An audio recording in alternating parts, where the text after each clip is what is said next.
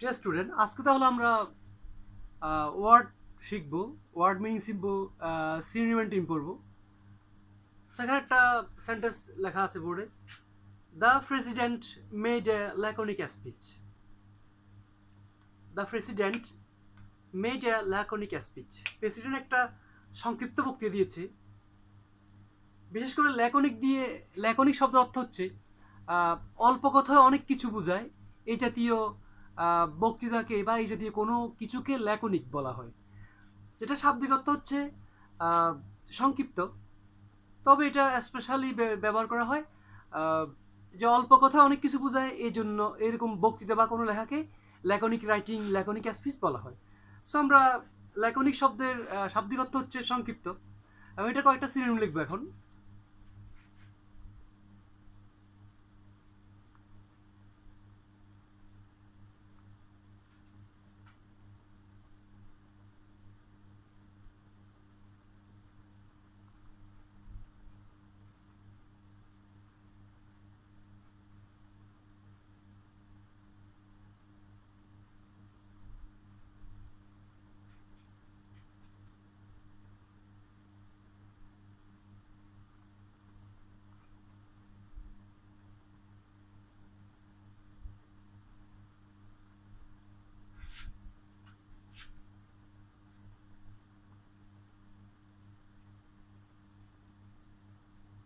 তো এখানে আমরা ল্যাকনিক স্পিচ অর্থ সংক্ষিপ্ত বক্তৃতা বা সার সার গর্ভ বক্তৃতা এভাবে বলবো। ল্যাকনিক শব্দের শাব্দিক অর্থ হচ্ছে সংক্ষিপ্ত। আহ, এখন আমরা এটার সিনোনিম দেখতে পাচ্ছি বা সেই মিনিংটা খুঁজে নিই। যেমন এখানে লেখা আছে প্রিসাইজ, কনসাইজ, ব্রিফ, সাকসিংক্ট, ফিথি, টার্স। টার্স শব্দটা কিন্তু এবার বিসিএসে 19 তারিখের বিসিএসে পিলিতে কিন্তু আসছে। হ্যাঁ, তো আমরা the president made a laconic speech. President একটা সংক্ষিপ্ত বক্তৃতা দিয়েছিল। এখানে ল্যাকনিক শব্দের অর্থ হচ্ছে সংক্ষিপ্ত বা সারগর্ভ। সো ল্যাকনিকের আরও কতগুলা সিনোনিম আমরা খুঁজে পাচ্ছি বা সেম মিনিং খুঁজে পাচ্ছি। যেমন প্রিসাইজ, তা অর্থ সংক্ষিপ্ত। কনসাইজ অর্থ সংক্ষিপ্ত।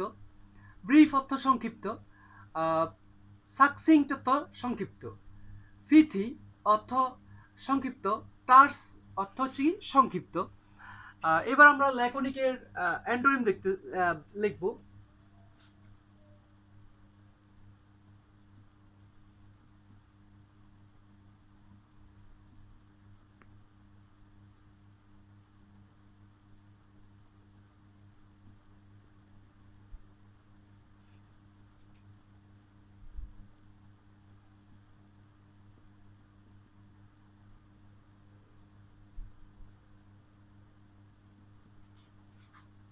সো বারবোস হচ্ছে শব্দ ভারাক্রান্ত বা সব বেশি শব্দপূর্ণ, অতিরিক্ত শব্দপূর্ণ কোনো কিছু আমরা ভার্বোস বলে থাকি, যেটা ল্যাকনিকের বিপরীত শব্দ। সো ল্যাকনিকের বিপরীত শব্দ আমরা কি কি পাচ্ছি? Verbose, bombastic and ফ্রোলিক্স। এগুলো হচ্ছে আহ, এগুলো অর্থ হচ্ছে অতিরিক্ত অপ্রয়োজনীয় শব্দপূর্ণ, এগুলো অর্থ। বারবোস, বোম্বাস্টিক, ফ্রোলিক্স অর্থ হচ্ছে অপ্রয়োজনীয় শব্দপূর্ণ, যেটা ল্যাকনিক শব্দের বিপরীত শব্দ। সো আমরা আহ, তাহলে ল্যাকনিক শব্দের সিনোনিমগুলো দেখতে পাচ্ছি প্রিসাইজ, কনসাইজ, ব্রিফ, সাকসিংক্ট, ফিথি, টার্স। এভাবে কিন্তু আমাদের ওয়ার্ডগুলো শিখতে হবে এবং এই জাতীয় ওয়ার্ডগুলো প্র্যাকটিক্যাল ফিল্ডে, জব ফিল্ডে খুব কাজ করে। আর ল্যাকনিক শব্দের বিপরীত শব্দ আমরা পাচ্ছি বারবোস। বারবোস হচ্ছে অতিরিক্ত।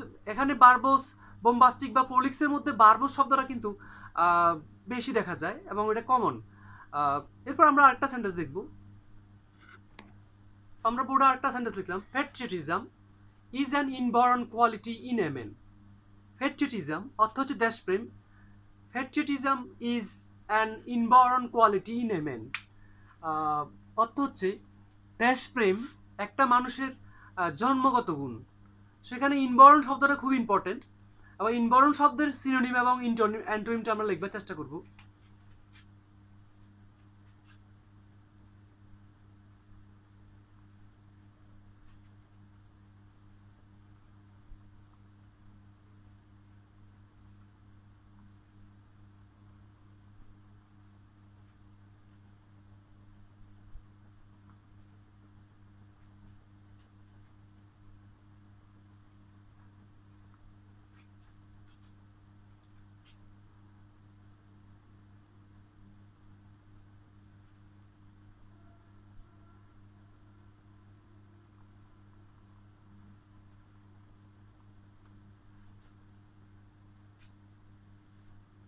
So patriotism is an inborn quality নেমেন। এখানে ইনবর্ন অর্থ আজন্ম বা সহজাত যেটাকে বলি আমরা। তাহলে ইনবর্ন শব্দের সিনোনিম হিসেবে আমরা দেখতে পাচ্ছি ইন্ট্রিনসিক, ইনস্টিংটিভ, ইনেট, ন্যাচারাল। এগুলো হচ্ছে ইনবর্ন শব্দের সিনোনিম।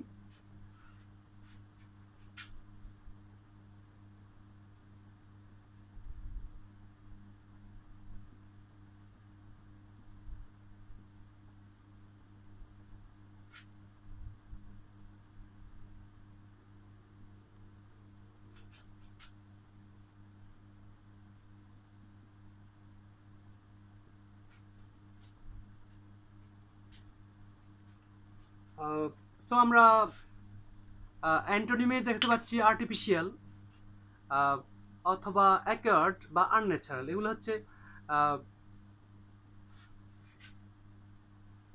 হচ্ছে ইনবর্ন শব্দের বিপরীত শব্দ। তো আমরা আলটিমেটলি শেষ করবো, সেটা হচ্ছে patriotism is an inborn quality in a man. দেশপ্রেম হচ্ছে একটা মানুষের সহজাত একটা গুণ।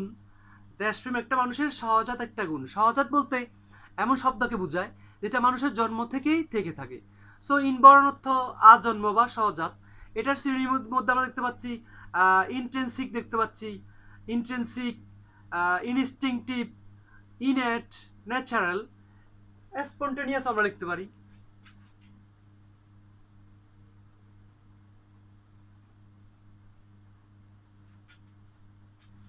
স্পন্টেনিয়াস কিন্তু আমরা ইনবর্নের শ্রেণী হিসাবে লিখতে পারি। সো ইনবর্ন শব্দ হচ্ছে আজন্ম বা জন্ম থেকে যেটা থাকে, এটা শ্রেণী হিসাবে আমরা কি লিখবো?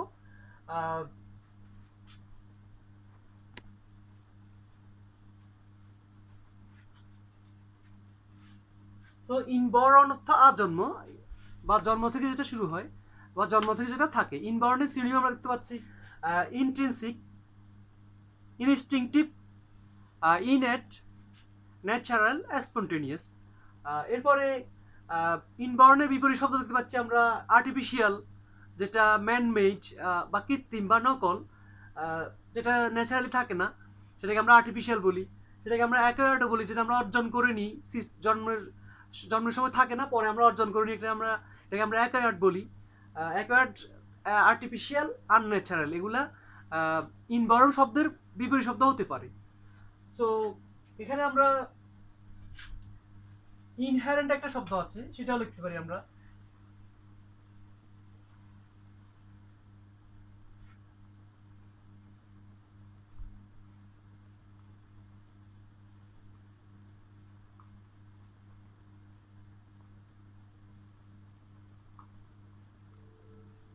তাহলে ইনহেরেন্ট, কোহেরেন্ট, অ্যাডহেরেন্ট এগুলো কিন্তু ইনবর্ন শব্দের সিনোনিম। তাহলে ইনবর্ন অর্থ হচ্ছে কি আজন্ম, যেটা জন্ম থেকে থাকে, সহজাত যেটাকে বলি আমরা। তাহলে ইনবর্ন শব্দের সিনোনিম হিসেবে আমরা পেয়েছি intrinsic, innate, instinctive, inherent, coherent, adherent, natural, spontaneous. এগুলো হচ্ছে ইনবর্ন শব্দের সিনোনিম। এরপরে অ্যান্টোনিম হিসেবে আমরা পেয়েছি আর্টিফিশিয়াল, অ্যাকোয়ার্ড, আনন্যাচারাল বা ম্যান মেডও আমরা বলতে পারি। সো এভাবে কিন্তু আমাদেরকে ওয়ার্ডগুলো শিখতে হবে, কারণ ওয়ার্ড শেখার সবচেয়ে বড় ট্যাকটিক হচ্ছে যে আমাকে ওয়ার্ডটা প্রথমে শুনতে হবে। হয়তো আমি একটা শব্দের অর্থ জানি না, কিন্তু আমি পড়তে হবে যেখান থেকে, যে কোনো উৎস থেকে আমাদের কি করতে হবে, ওয়ার্ডটা আমার কাছে পরিচিত করে ফেলতে হবে। যেমন আমি যদি একটা শব্দ বলি জুক্সটাফোস, এই শব্দটা হয়তো তুমি অর্থটা জানো না, কিন্তু তুমি তো আজকে জুক্সটাফোস, JUXTAFOSE, জুক্সটাফোস ওয়ার্ডটার অর্থ তুমি না জানলে কি হবে, কিন্তু তুমি জুক্সটাফোস নামে একটা ওয়ার্ড আছে, সেটা জানতে হবে তোমাকে। যেমন আমি বোনানজা একটা ওয়ার্ড বললাম, বোনানজা। তো বোনানজা শব্দের অর্থ হয়তো তুমি জানো না, কিন্তু তুমি আজকে তো বোনানজা শব্দটা তুমি শুনলে, তো আরেকদিন যদি এই শব্দের অর্থটা জানা হয়, তখন কিন্তু ওয়ার্ডটা খুবই স্থায়ী হবে। সো ওয়ার্ড মিনিং ভালো করে পড়তে হলে প্রচুর পরিমাণে পড়তে হবে। সবগুলো অর্থ একবারে মনে থাকবে সেটা ইম্পর্টেন্ট না। ইম্পর্টেন্ট হচ্ছে ওয়ার্ডটা আমার কাছে পরিচিত করে নিতে হবে। যেমন জুক্সটাপোজ বললাম, বোনানজা বললাম, শব্দগুলোর অর্থ কি, অর্থগুলা আমরা জানতে পারবো, বাট এগুলা আজকে যদি আমরা ওয়ার্ডটা পরিচিত করে নিই, পরে এটার মিনিংটা তখন খুবই স্ট্রংলি ইনগ্রাইন্ড হবে, মনে থাকবে। Thanks student, in such way will continue our word learning word meaning. Thank you.